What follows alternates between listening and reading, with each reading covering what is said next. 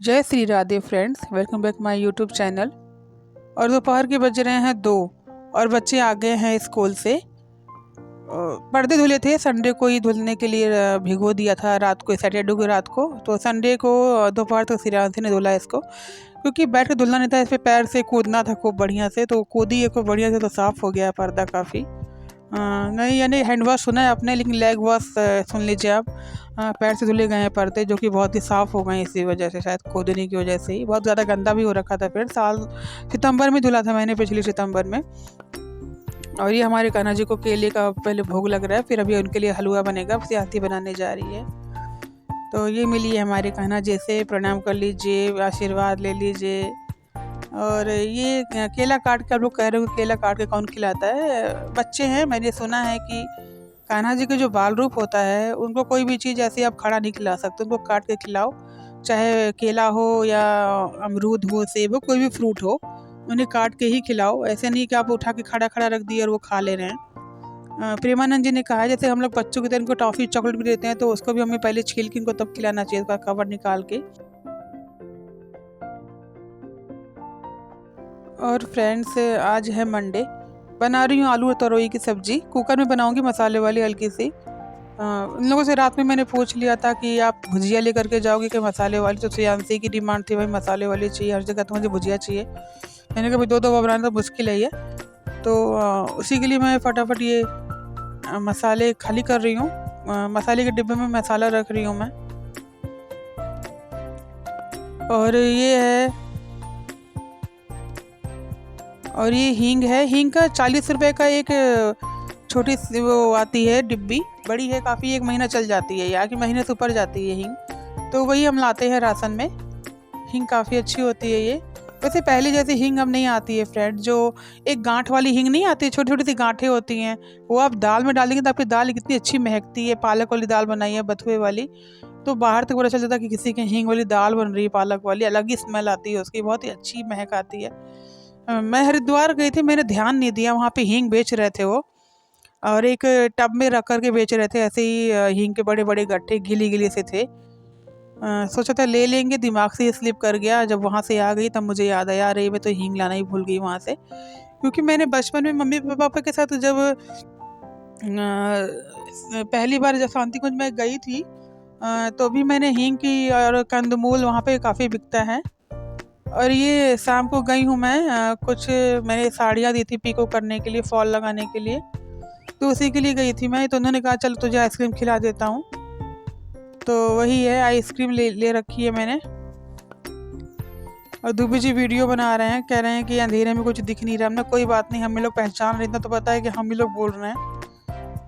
और ये जहाँ हमने साड़ी मतलब दे रखी है, उनके दोनों भाई हैं, ये छोटे हैं और वो बड़े भाई हैं, जो जिनके टेलर की दुकान है, और इनकी मेडिकल स्टोर है, और एक मतलब केमिस्ट भी हैं और छोटे मोटे डॉक्टर भी हैं ये। तो वही है, तो वहीं बैठ के इन्होंने अपना शुगर टेस्ट कराया था। और मैंने अपना बीपी मेरा नॉर्मल था उस दिन, तो नॉर्मल था, 120 था। और ऐसे ही बैठ के ये वीडियो बना रहे, तो उनसे कहते हैं जीवन जितने दिन का उतने दिन जी लो। और ये वहाँ से आने के बाद का वीडियो नहीं है, ये सुबह का वीडियो है फ्रेंड। आज है हरतालिका तीज, आप सबको हरतालिका तीज की ढेर सारी शुभकामनाएं। भोलेनाथ माता गौरा की कृपा हम सब पर, आप सब पर बनी रहे। बनाने जा रही हूँ मूंग दाल के पराठे। ऐसा नहीं है कि सब्जी नहीं है, सब्जियां हैं, भिंडी है, अभी केले भी थे, परवल था, लेकिन श्रेयांशी ने मना कर दिया, कह रही थी नहीं भिंडी नहीं खाऊंगी, मन नहीं है। तो मेरे को सबसे सरल ऑप्शन ये लगा कि भाई पराठे बना दो। नहीं तो ये लोग मेरे उनसे पूछे तो कहते मैं खाऊंगा, वो उससे पूछो कहते नहीं खाऊंगा, फिर उससे पूछो मैं मसाले वाले खाऊंगा, हमने कहा रहने दो, मेरे बस का नहीं है ऐसे। और एक तो व्रत में मैं नहीं होती है हिम्मत फ्रेंड कि एक कई काम एक साथ कर पाए। वो सुबह अर्ली मॉर्निंग बिल्कुल नहीं हो पाता। दिन में तो चलो एक बार आप बना दिए, उनके लिए अलग से थोड़ी सी बना दी, लेकिन ऐसे तो स्कूल के टाइम पे नहीं हो पाएगा, तीनों को जाना है साथ में। तो हर्षित पोछा लगा रहा है, और श्रेयांशी झाड़ू लगा चुकी है, और दूबी जी पूजा कर रहे हैं, और मैं किचन में हूँ। मैंने मूंग की दाल पीस ली है, अब उसके पराठे बनाऊंगी। और टमाटर की चटनी के लिए मैंने तैयार करके दे दिया था, इनसे कह दिया था कि मैंने अब 2 टमाटर और मिर्च मैंने मिक्सी में डाल के काट के दे दिया था कि आप पीस देना। और मूंग की दाल थाली में मैंने निकाली थी, और मिर्च और जीरा हींग साथ में पीस दिया था दाल के साथ में, और आटा डाल दिया, नमक डाल दिया है, हल्दी थोड़ी सी डाल दी है, इससे कलर अच्छा आता है पराठों का। कई लोगों को मैंने देखा था कि आलू के पराठे बनाते हैं तो वो आलू के जो चोखा बनाते हैं, हमारे कच्चे चोखे का पराठा ज़्यादा बनता है।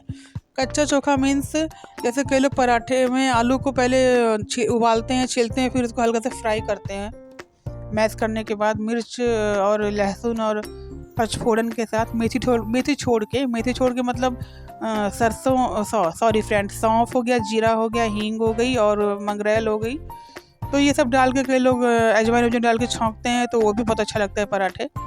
तो हमारे कच्चे आलू के जब पराठे बनते हैं तो उसमें भी कई लोग पराठे में हल्दी डालते हैं, कच्ची हल्दी। मैं नहीं डालती हूँ, मुझे लगता है हल्दी डालो तो सीधे पका दो या तो फिर मत डालो, किसी बैटर में मत डालो। अब शाम के कोई चीज़ बना तो उसमें डाल सकती है हल्दी, पक जाती है वो।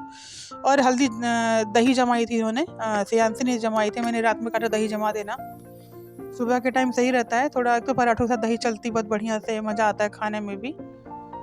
तो दही में चीनी डाल रही हूँ मैं, पहले कान्हा जी को भोग लगेगा, उसके बाद बच्चों को फिर दूंगी मैं। और आटा अभी सना नहीं है पूरी तरीके से, अभी सनने जा रहा, तवा रख दिया मैंने, काफ़ी ज़्यादा सन चुका, मतलब थोड़ा बहुत होता है ना कि पूरा मिक्स नहीं होता है तो जल्दी से, तो थोड़ा सा आप सान के थोड़ा सा छोड़ दोगे, फिर उसके बाद हल्का सा हो करो तो हो जाता है। और ये चटनी पीस दी है, उसमें डाल दिया मैंने नमक, कटोरी में नमक डाल के, उसके बाद ये मिक्सी में चटनी पीसी हुई है, तो उसी की तैयारी हो रही है। तो फ्रेंड्स, हैप्पी हरतालिका तीज आप सभी बहनों को और माताओं को और बेटियों को, क्योंकि आज हमारे यहाँ जो मतलब यूपी की तरफ ये तीज मनाई जाती है, इसमें फास्ट रहते हैं, निराजल फास्ट रहते हैं, और कल सुबह ये मतलब इसका पारण होगा 5 बजे। वैसे ससुराल में मेरे 3:30-4 बजे तक मेरी सासू माँ आटे का हलवा बना के और माता को भोग लगा करके पूड़ी और हलवा, उसके बाद हम लोग उसका पारण करते थे।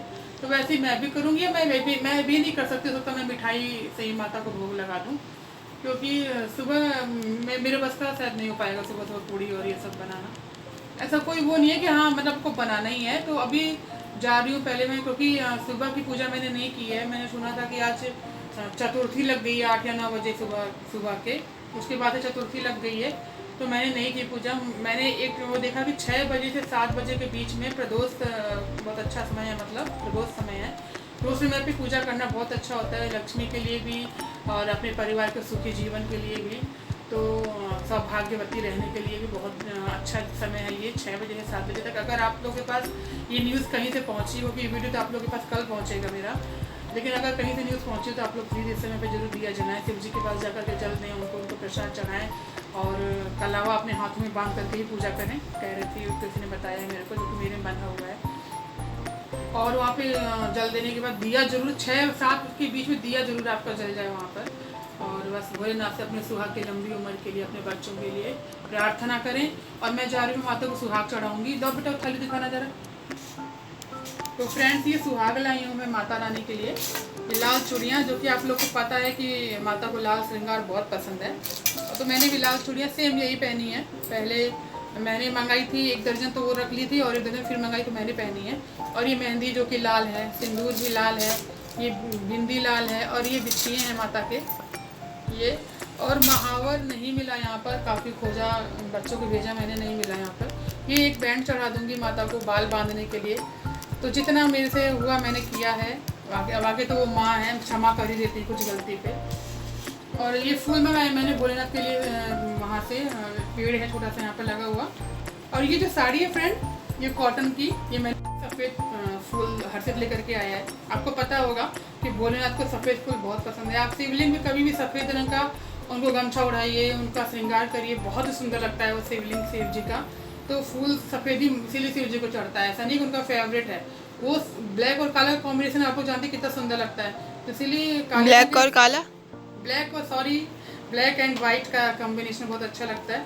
तो इसी वजह से मैं ये वाइट फूल मंगवाया मैंने हर चीज़ से, मैंने फिर लेके आना, तो लेकर के आया। अब चलूँगी, पहले माता रानी को श्रृंगार चढ़ाऊँगी, मिष्ठान चढ़ाऊँगी, उसके बाद फिर चलेंगे मंदिर। आपको ज़रूर लेके चलूँगी मैं मंदिर में कि कैसे पूजा कर रही हूँ मैं वहाँ पर।